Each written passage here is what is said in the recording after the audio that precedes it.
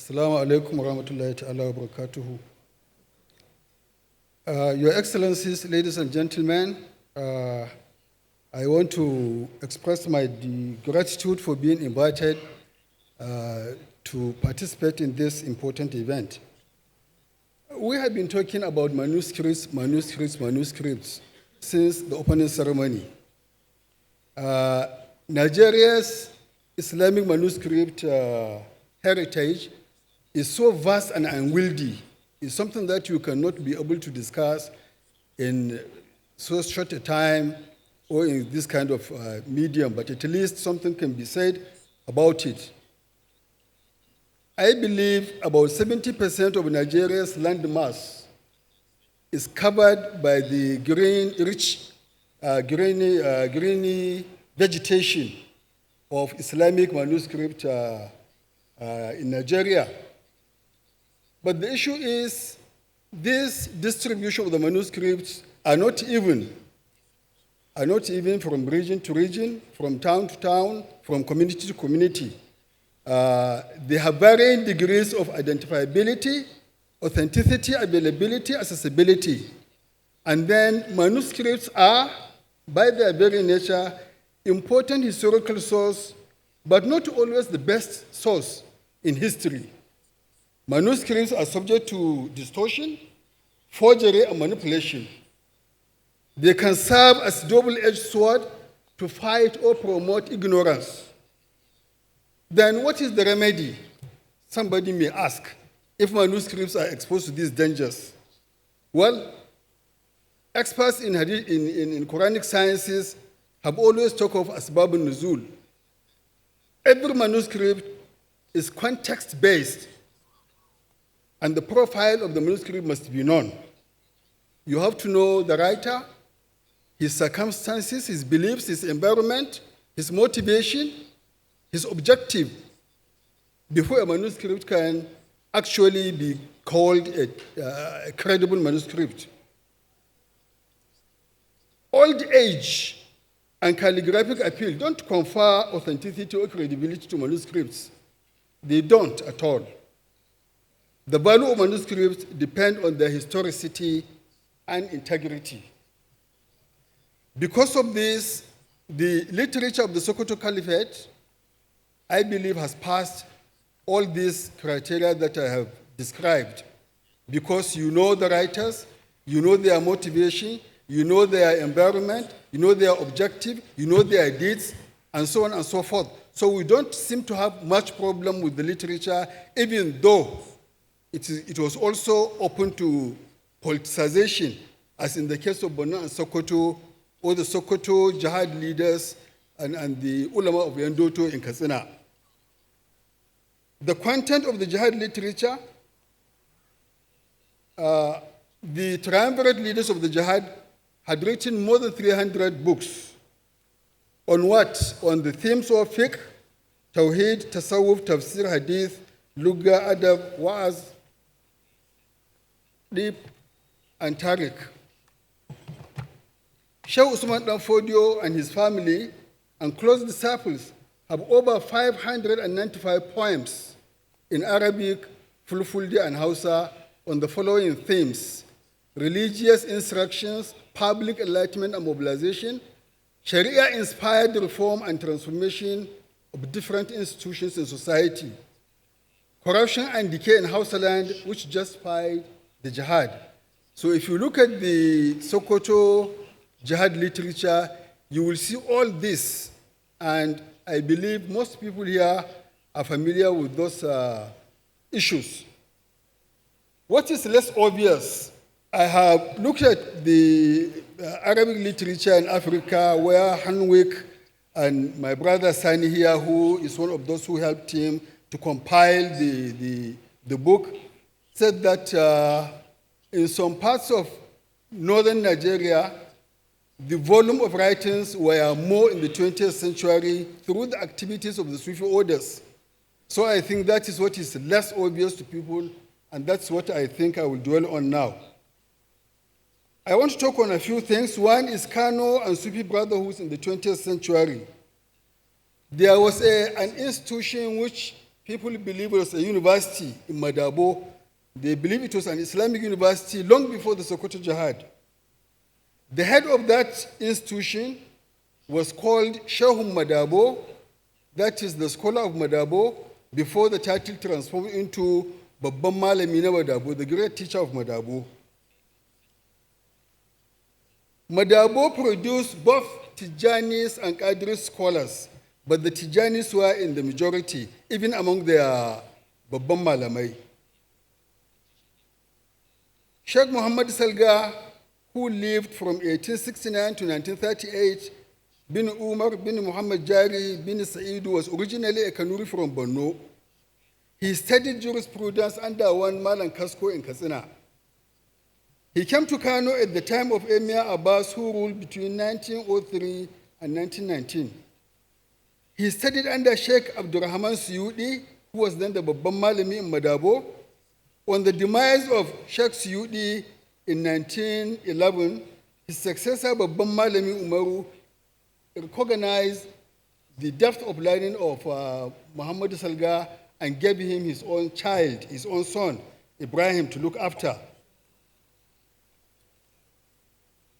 In recognition of Salga's depth of learning, he even permitted Salga to go and open his own school. Then new developments happened. In 1923, a Moroccan Tijani scholar, Sharif Muhammad Al-Alami, was in Kano. And he said, because of the vibrancy of the Tijaniya and the commitment of the people to the brotherhood, it was better for them to have a mega zawiya of the brotherhood.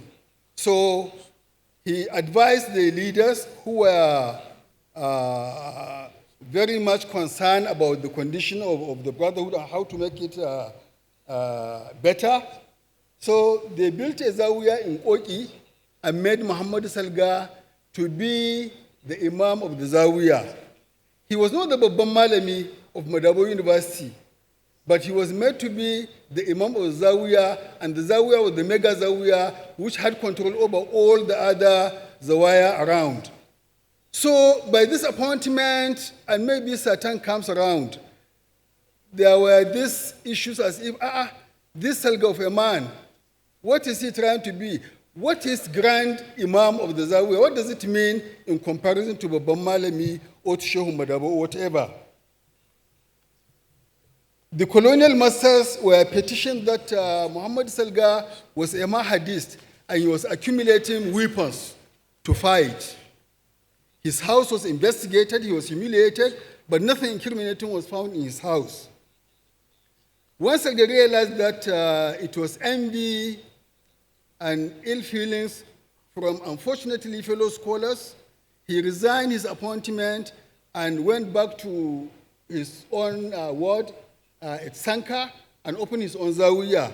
And his students went back to him, left the zawiya in Oki, and his school emerged as a rival institution competing with the Madabo University.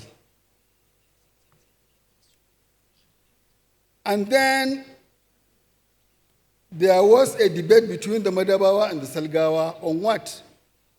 On funeral rites and death rituals. There were so many things being done when somebody dies through the rites of the funeral, which Salga and his students rejected. And then these things were sanctioned by the Madabo school, even though some people said there were no clear injunctions or they had no clear basis in Sharia. Muhammad Salga, by the time he was in that zawiya as chief imam, I think that was the time he wrote his important book on the basic doctrines of the Tijaniya, Risalat al-Sa'al, al-Su'al wa Jawab. So when he parted way with the Madabo, he wrote a book asking or giving answers to questions asked by his students and people in the community about the legitimacy and lawfulness of all these practices. The book was known as Risalat al-Su'al an al-Mayyiti wa Salat al-Janazati wa Dafni wa Du'a'i lahu against the Madabawa. Another scholar from the Madabo school who was a Tijani scholar as well, like Muhammad Salga, Sheikh Adamu Abdurrahman Suyudi, popularly referred to as Malan Chindo, wrote a rejoinder to Malan Salga, Hujjaj al-Ulama il-Madabawiyin. And in that book he said, Salga didn't want to make things right. He simply wanted to embrace them because there is a recommended way in which one should give advice. It should be in private, not in public. But having written this book, he just wanted to embrace them, and then they come up with their own reasons as to why they feel these things were lawful. Salga wrote another book, Al-Ajwabatul Muqaddama li Sahib al-Nasr al-Bid'ah. Then other books by the disciple of Salga, Sheikh Salga, kept on coming, attacking the Madabo school. Sheikh Muhammad bin al-Hassan wrote Sabil al-Muhtadi and Ithbatu Agdamil Mustarshidina. Sheikh Abu Bakr Atiku, also a disciple of Muhammad Salga, and then a disciple of Muhammad Salga and also a student of bin al-Hassan. Bin al-Hassan wrote a poetry book, a verse book, asking Muhammad Salga about all the naughty questions, and then he answered him in Arabic. Sheikh Abu Bakr Atiku composed another poem in Arabic, but with the Hausa title, in Hausa, in Ajami, but with the Arabic title. Ijabatu Sa'ili fi kasiri min al-masaili. And then Sheikh Sani Kapunga, another disciple of Salga, wrote Al-Adillatul Sunniya fi raddi ala ta'ifatul bid'iyya, giving back answers to Malan Chindu. Then there is another scholar from the Madabo school who was supporting the Madabo cause, Sheikh Muhammad bin Mustafa, popularly known as Malan Nadwala in Arzai. He rose to the defense of the Madabo school with a book titled Qada'un Nizai. Then Sheikh Tijan Usman, another scholar and then disciple of Malan's Salga, wrote another book, Tufat al-Adba, fi radd ala manzumatu ul nizai, and An-Nasail al-Murshida litarki ma yaqulu fil janaizati min al-mafsada. Malan Chindo wrote about 10 books. He was very prolific. He wrote about 10 books giving answers to the disciples of Salga and the Salga school. By 1937, the emir of Kano, Abdullahi Bayero, went to Saudi Arabia. And then in Saudi Arabia, he met a respected scholar of the Tijaniya. And then he said to the scholar, "You are the man I'm looking for." And the scholar said, "Why?" He said, "I asked Allah to give me 3 things. And I think you are the 3rd thing that I asked Allah to give me." He said, I prayed to Allah to make me an emir, and I'm one. I prayed to Allah to facilitate for me to come to Hajj, and I'm here. And I prayed to Allah to show me who is the successor of Sheikh Ahmad Tijani to guide me on the Tijaniya path. And when I see you, I believe you are the one. They met the Mosque of the Prophet, and that was Sheikh Ibrahim Inyas. So by 1937, Sheikh Ibrahim Inyas and the Emir of Kano became friends. He extended an invitation to Sheikh Inyas, but because of the war, Sheikh Inyas could not come to Kano until 1945. He traveled from Senegal, from Kaolack to Kano alone. And that was the only trip that Sheikh Inyas took alone without any disciple, without any aid. And he came to Kano in 1945. When he came, it was private, but he left his book.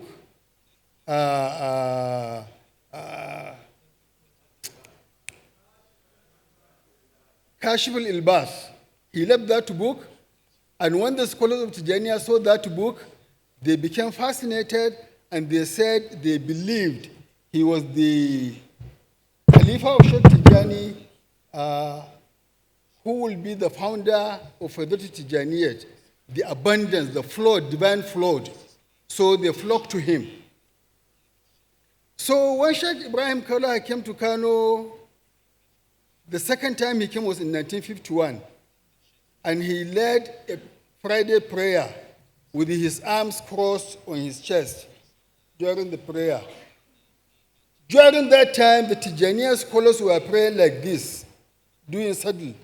But he put his hands like this, and then before he came, only some Qadiriya scholars, including Sheikh Abu Bakr Gumi and Mal Nasr Kabara, were doing Kabul. But when he came and introduced it, they stopped. And the Tijaniya scholars embraced it.